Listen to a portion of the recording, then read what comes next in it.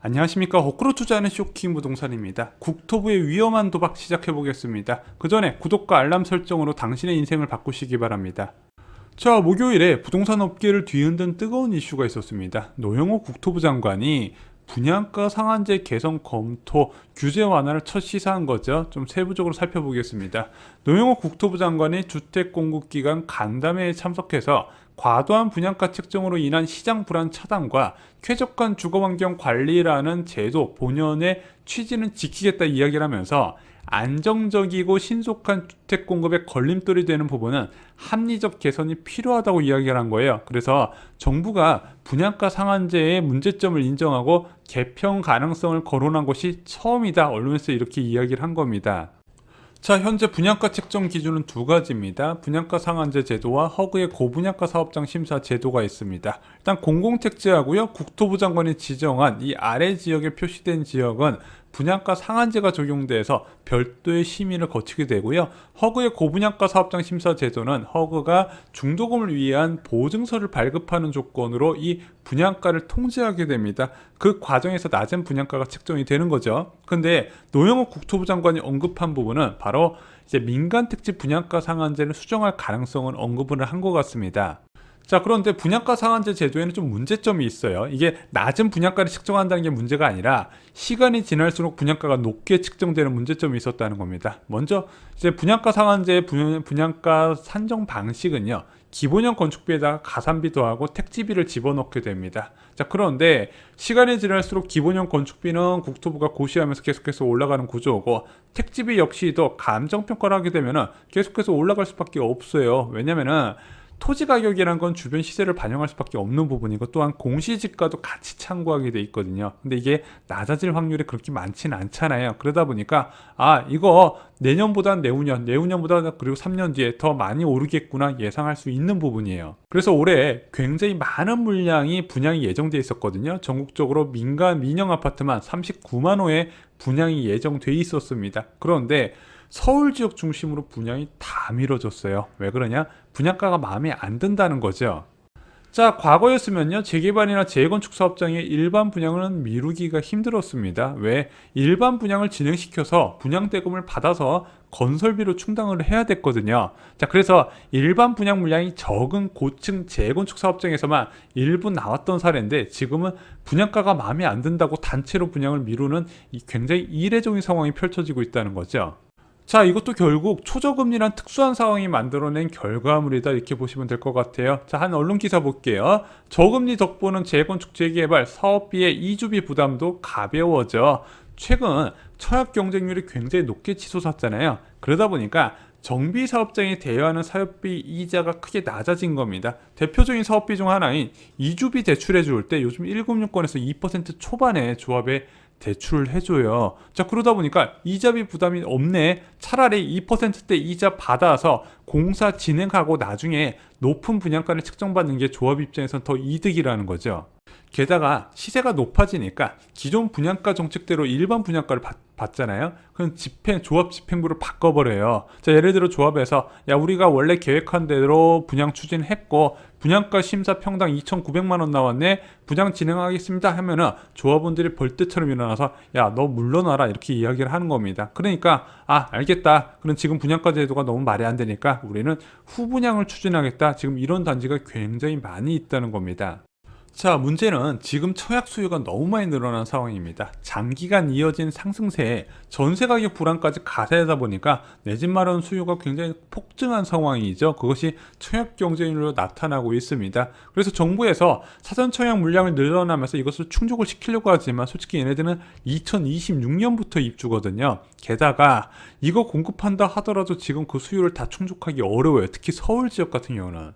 그래서 약간의 타협을 시도하는 것 같습니다. 이게 어느 정도 예상이 되었던 부분이에요. 왜냐면은 7월 12일 날 이제 사전 청약을 첫 시작하면서 노영호 국토부 장관이 로또 청약을 우려한다면서 사전 청약 분양가가 낮으면 안 된다는 이야기를 한 거예요. 낮은 분양가의 청약 수요가 늘어나는 것을 문제가 있다고 생각을 한 겁니다. 그래서 실제 3기 신도시 분양가 안 쌌죠. 좀 굉장히 논란이 많이 있었죠. 문제는 이렇게 논란이 있는 분양가에도 불구하고 청약 경쟁률이 세 자릿수까지 나왔다는 겁니다. 그래서 현재 부동산 시장에 좀 근본적인 문제가 있어요.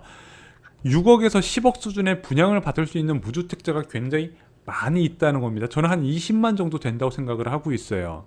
자, 그래서 앞으로 국토부가 어떻게 할 것인가 부분에 대해서 좀 전망을 드려볼게요. 이건 좀 제 개인적으로 말씀드리는 음모론입니다. 아직 분양가와 관련된 어떤 결과도 나온 게 없는데 저는 이렇게 흘러갈 가능성이 크다고 봐요. 자, 국토부에서는요, 청약 경쟁률을 낮추기 위해서 다른 시도를 하는 것이 아닐까. 자, 그동안에 국토부에서는 이 청약 경쟁률을 낮추려고 다양한 규제를 도입했어요. 먼저 고가주택 분양 수요 차단하기 위해서 9억 초과주택에 대한 중도금 대출을 제한했죠. 분양권 투자 수요를 차단하기 위해서 분양권 전매 제한 강화와 분양권 양도세율을 인상을 시켰습니다. 자, 분양받아 갭 투자하는 수요를 차단하기 위해서 거주 의무 제도도 신설을 했어요. 자, 그런데 이렇게까지 했음에도 불구하고 청약 경쟁률이 계속 두 자릿수, 세 자릿수까지 치솟았잖아요. 그럼 그 다음에는 어떻게 할까? 아마 도박을 생각하는 것 같습니다. 왜냐면은 지금 늘어나는 엄청난 수요를 물리적 공급으로 단기간 내에 충족하기는 어렵거든요. 자, 분양가를 싸게 공급하면 집값이 잡힌다고 주장하시는 분들이 계시는데 그 싼 분양가가 효과를 보려면 공급이 더 많아야 되는데 이게 물리적으로 불가능합니다. 결국에는 이런 늘어난 청약 수요와 가열된 청약 시장이 부동산 불안으로 계속 이어지고 있어요. 청약 경쟁률이 너무 높아버리잖아요. 그럼 사람들이 야, 이건 완전 나와 다른 딴 생각, 내가 접근할 수 없는 시장, 그러다 보니까 기존의 아파트를 계속 비싸게 사주는 수요로 전환이 되고 있다는 거죠. 그래서 분양가를 현재보다 높여서 시장의 평가를 받게 한다면 어떨까? 예를 들어 시세 대비 80% 수준까지 높여버리면 이게 거의 작년 초 아파트 가격으로 돼버리거든요. 자, 그러면 사람들이 굉장히 반발이 심하겠죠. 분양가가 완전히 미쳤구나. 반면에 청약을 받는 사람도 있긴 있을 겁니다. 그러면은 이제 너도 나도 정비사업장들이 와 30% 80% 책정해 준데 빨리빨리 분양하자. 너도 나도 분양에 나서면서 분양 물량은 늘어날 것이고 청약 경쟁률은 점점 낮아질 수 있다는 거죠.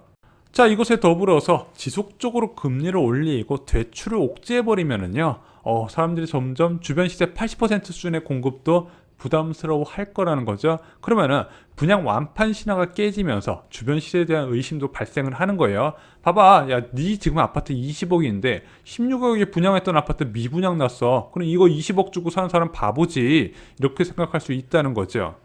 그래서 과거 참여정부를 보잖아요. 2006년에 청약 경쟁률이 24.5대 1까지 경쟁률을 치솟았다가 그 다음에 이제 한 자릿수 경쟁률을 뚝 떨어지게 됩니다. 그래서 뭐 2대1, 7대1, 뭐 2대1, 4대1 이런 정도의 평균 경쟁률이 나왔어요. 근데 참여정부의 그때 분양가 정책을 보잖아요. 임기 막바지에 공공택지 조성원가 연동제를 시행했지만 민간택지 분양가는 거의 자율화에 맡겼거든요. 자, 그러다 보니까 이게 분양가가 너무 비싸네 나올 때마다 사람이 욕해버리고 아예 청약을 안 넣어버려요. 빠르게 청약 경쟁률이 낮아졌고 미분양이 발생하면서 시장이 급냉을 해버렸다는 겁니다. 특히 수요를 충족하기 어려운 서울 지역 및 경기 인천 지역은요, 차라리 국토부가 이렇게 생각하는 게 아닌가 싶어요. 분양가를 높여버려서 시장의 흐름을 깨버리자 이거죠. 지금 대표적으로 나오는 지역이 바로 대구 지역입니다. 대구 지역은요, 분양가가 굉장히 높게 책정이 됐었거든요. 단기간에 올라간 호가 급등을 기준으로 해서 분양가를 책정했어요. 그랬다 보니까 사람들이 너무 비싸다는 인식이 있었고 공급 물량도 많이 늘어나다 보니까 이게 문제가 됐던 겁니다. 그래서 저는 지금 혹시 국토부가 이것을 시도하나 이런 생각도 좀 들더라고요. 자, 지금까지 제 생각을 좀 개인적인 생각을 말씀드렸습니다. 아직까지 국토부에서 확정된 방안은 없지만 그래도 분양가가 지금보다 높은 수준에서 갈 거란 거는 누구나 다 알 수 있는 부분입니다. 제가 저희 청약 대기자분들, 쇼킹부동산 가족분들께 드릴 수 있는 팁은요, 간단합니다. 분양은요, 최대한 빨리 받으시기 바랍니다. 그리고 여러분이 분양을 고려하신다면요, 자금을 대출로 최대한 미리 확보하시기 바랍니다. 지금 1금융권에 대해서 지금 신용대출 연봉 한도 축소가 이루어지고 있죠. 아직까지 좀 남아있는 데가 있을 거라고 생각합니다. 지방권 은행이나 외국계 은행까지 다 계속 문을 두드려 보시기 바랍니다. 저희가 부동산 가격 하락을 전망을 하면서 여러분께 과도한 대출을 받으라고 권하는 게 굉장히 아이러니한데, 지금 분양을 위해서는 대출이 많이 필요한 상황이 될 수밖에 없었습니다. 이 부분 저도 굉장히 안타깝게 생각을 합니다. 자, 이제는 분양 성공이 향후 가정의 부를 다르게 만드는 세상입니다. 부뿐만 아니라 가족의 안락한 보금자리를 위해서 철저히 공부를 통해서 기회를 만드시기 바랍니다. 분양을 위한 기초 지식부터 향후 공부에 많을 지역 분석과 그에 따른 이사 전략까지 저희 쇼킹부동산 서적에서 자세하게 나와 있습니다. 좋아요, 구독, 공유 꼭 부탁드립니다. 감사합니다.